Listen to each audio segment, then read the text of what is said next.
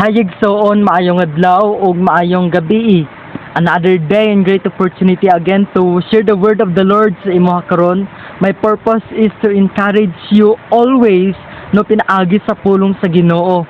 Dili ko maka-encourage sa imuha pinaagi sa akong kaugalingon nga abilidad.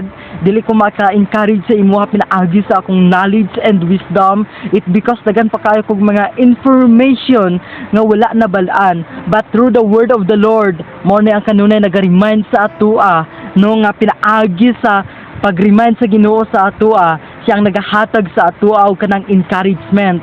Brothers and sisters, na ako dire karon i-share na ko ang pulong sa Ginoo. No, it because the word of God mao kinang magahatag sa atoa og kanang confidence sa matag adlaw. Kabalo ka igsoon ang pulong sa Ginoo nagaingon sa matag usa sa atoa diha sa Romans chapter 6 verse 23.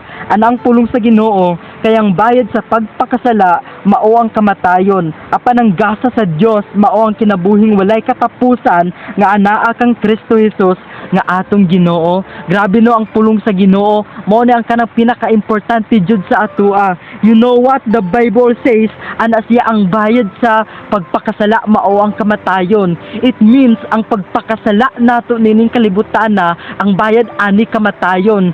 And tungod kay ang bayad sa atong pagpakasala mao ang kamatayon, first is dili nato maabot ang standard sa Ginoo. It because ang atong Ginoo is holy. And tungod kay holy siya and unholy ta, no dili ta kanang magkamatch or kanang mabilong sa iyang presensya. That's why naghimo siya og pamaagi no para kanang maluwas ta niya. That's why gipadala niya si Jesus Christ sa atong kinabuhi no to forgive our sins nga mga nabuhat nato niining kalibutana. In that way ang atong sala mapasaylo. And tungod ang atong sala is grabe na kayo ka worst, grabe kayo kangilad ang atong mga sala nining kalibutana, no?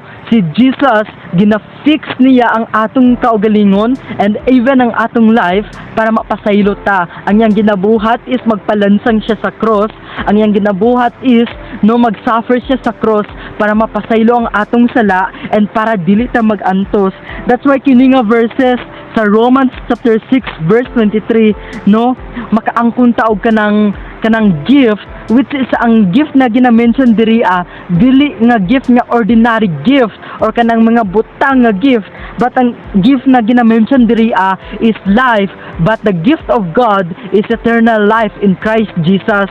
No mao na ang giingon sa pulong sa Ginoo, mao na ang kanang gasa nga ilaan sa Ginoo sa atoa. These verses, brothers and sisters, gina-encourage ta niya nga ang atong sala no mapasaylo pinaagi kang Jesus and ang atong sala mapasaylo tungod sa iya dili nato kaya mabayran ang atong mga sala nining kalibutana. It because ang ka-worst nato dili enough no ang kanang kwarta or ang ihatag nato sa uban or sa isig nato nga pagkatawo para mapasaylo ang atong sala, but through Jesus no siya ang kanang nag-suffer sa atong mga sala para mapasaylo ta. That's why, brothers and sisters, kini nga verses gina-encourage ta niya no nga kinahanglan magrepent or maghinulsol ta.